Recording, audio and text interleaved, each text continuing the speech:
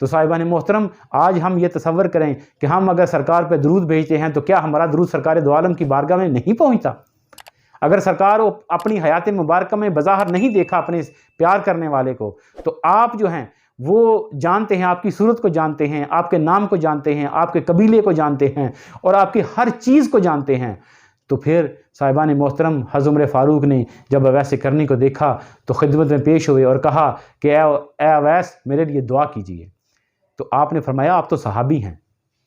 تو میں کیسے ہو سکتا ہے کہ میں آپ کے لیے دعا کروں؟ تو آپ نے فرمایا، آپ کی آنکھوں میں آنسو آ گئے حضرت عمر فاروق کی، تو کہنے لگے مجھے میرے نبی نے کہا تھا کہ جب تم اویس کو پاؤ اس سے ملاقات کرو تو اس سے اپنے لیے دعا کروانا۔ تو پھر صاحبان محترم سرکار اویس کرنی کی آنکھوں میں آنسو آ گئے کہ میرے محبوب نے میرے لیے یہ مقام اور مرتبہ رکھا ہوا ہے کہ میں جو کرن کے لوگ جو جانتے ہیں کہ یہ دیوانہ ہے، یہ پاگل ہے، یہ مجنوں ہے، اس کو کسی چیز کا کوئی پتہ نہیں، نہ کھانے کی ہوش ہے، یہ بری جگہوں سے گندی جگہوں سے کھانا اٹھا کے کھاتا ہے، لیکن عاشق کی رمز تو وہ عاشق معشوق ہی جانتا ہے جس کی محبت اور جس کے پیار میں انہوں نے اپنی ساری کی ساری چیزوں کو تباہ و برباد کر دیا تھا۔ تصوف تو ان سے نکلا ہے صاحبان محترم، نگاہ مصطفیٰ کی وہ فیض تھا کہ جو اصحاب رسول پاس بیٹھے ہوئے وہ مقام حاصل نہیں کر سکے، شاید جو اویس کرنی نے کرن میں بیٹھے ہوئے کر لیا، جنہوں نے بظاہر سرکار دو عالم کی صحبت نہیں دیکھی، جنہوں نے سرکار دو عالم کا مصافحہ نہیں کیا، جنہوں نے سرکار دو عالم کا چہرہ نہیں دیکھا، لیکن جب وہ ملتے ہیں تو پوچھتے ہیں کیا تم نے میرے نبی کو دیکھا؟ ان کی داڑھی مبارک میں کتنے بال سفید تھے۔ تو یہ مقام ہے کہ یعنی ایک طرف سرکار دو عالم اپنے محبوب کی، اپنے عاشق کی کا چہرے مبارک کا حلیہ مبارک جو ہے وہ حضرت عمر فاروق کو بتا رہے ہیں، اور ایک طرف جب اب عمر فاروق اور مولا علی مشکل کشا جب اویس کرنی کے پاس وہ جبہ مبارک لے کے دعا کرنے کے لیے گئے تو پھر اویس پوچھتے ہیں کیا تم نے دیکھا میرے نبی کے چہرے کو کہ ان کی داڑھی مبارک میں کتنے سفید بال تھے؟ تو مولا علی مشکل کشا نے فرمایا ہم تو جانتے ہیں اے عاشق، اے دیوانے، آج تو بتلا ہمیں، لوگوں کو پتہ چل جائے کہ جنہوں نے دیکھا انہوں نے کیسے دیکھا، جنہوں نے نہ دیکھ کے دیکھا، یہ میرے رسول کی تصوف ہے، یہ میرے رسول کا وہ دین ہے جو آپ نے فرمایا الفقر فقری والفقر منی، کہ فقر مجھ سے ہے اور مجھے فقر پہ فخر ہے۔ شریعت وہ تھی جو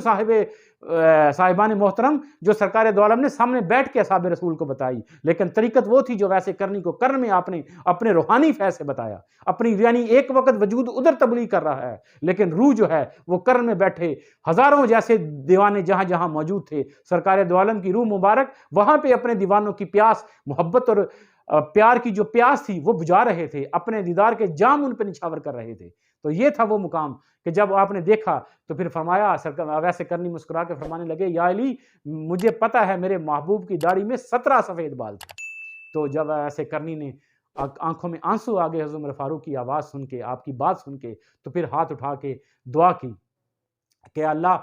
اس بندے پہ رحم فرما، یہ میرے نبی کا، میرے محبوب کا چاہنے والا ہے، محبت کرنے والا ہے۔ آپ کے لیے دعا کی اور آپ نے پوچھا کہ آپ یہاں پہ قیام فرمائیں گے یا کہیں اور جانے کا ارادہ رکھتے ہیں؟ تو حضرت اویس کرنی نے فرمایا، آپ نے فرمایا کہ میں کوفہ جانا چاہتا ہوں، تو میں وہاں کا ارادہ رکھتا ہوں۔ تو حضرت عمر فاروق نے فرمایا کیا میں کوفے کے گورنر کے نام خط لکھ دوں؟ تو اویس کرنی مسکرا کے فرمانے لگے میں ایسے ہی گمنام زندگی گزارتا ہوں، مجھے ان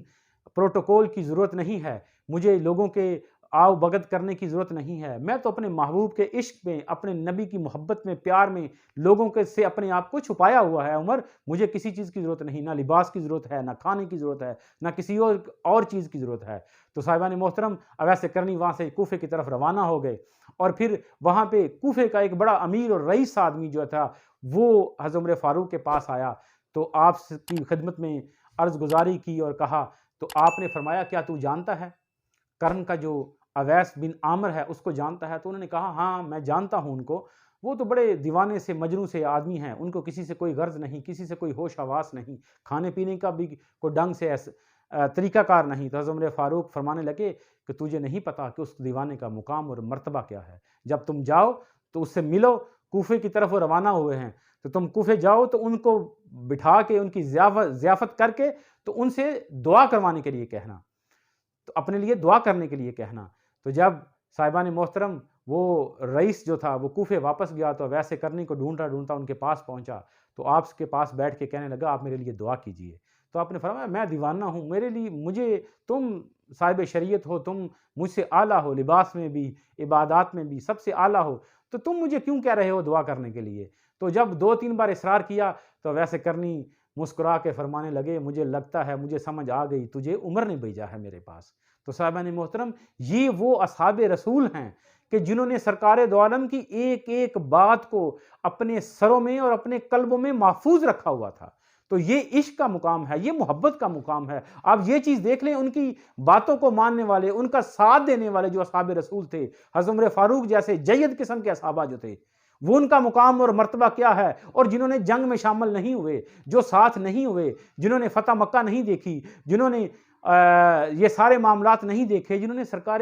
دو عالم کے ظاہری چہرے کو بھی نہیں دیکھا، لیکن وہ چہرے کے سفید بالوں تک کو جانتے ہیں۔ یہ وہ عاشق ہیں جو عاشقوں سے دعا کروانے کے لیے سرکار دو عالم اپنے اصحاب رسول کو کہہ رہے ہیں کہ جب اویس تمہیں ملے عمر تو اس سے اپنے لیے دعا کروانا۔ تو صاحبان محترم، یہ ہے عاشق کا درجہ، یہ ہے جو اللہ کے رسول سے عشق کرنے والے ہیں، یہ ہے ان کا مقام کہ سرکار مدینہ کی کچہری میں بیٹھنے والے آپ سرکار خود فرماتے ہیں کہ میرے عاشق سے دعا کروانا۔ تو صاحبان محترم، ہمیں اس چیز سے یہ چیز ثابت ہوتی ہے کہ سرکار دو عالم سے جو محبت ہے، جو سرکار دو عالم سے سچا لگاؤ ہے، جو آپ سے عشق ہے، وہ عشق ہر چیز سے زیادہ بالا تر ہے۔ چاہے آپ کچہری رسول میں بھی بیٹھے ہوں، لیکن آپ کے عشق اور آپ سے محبت کرنے والا وہ کچہری سے دور بھی ہو تو اس کا مقام اور مرتبہ وہ ہوتا ہے کہ سرکار دو عالم اپنی کچہری میں بیٹھنے والوں کو کہتے ہیں کہ میرے عاشق سے دعا کروانا۔ تو اس لیے صاحبان محترم، ہمارے لیے جو سب سے افضل اور اعلیٰ چیز ہے وہ رسول خدا سے محبت ہے۔ اگر محبت ہے تو ہماری نمازیں، روزے،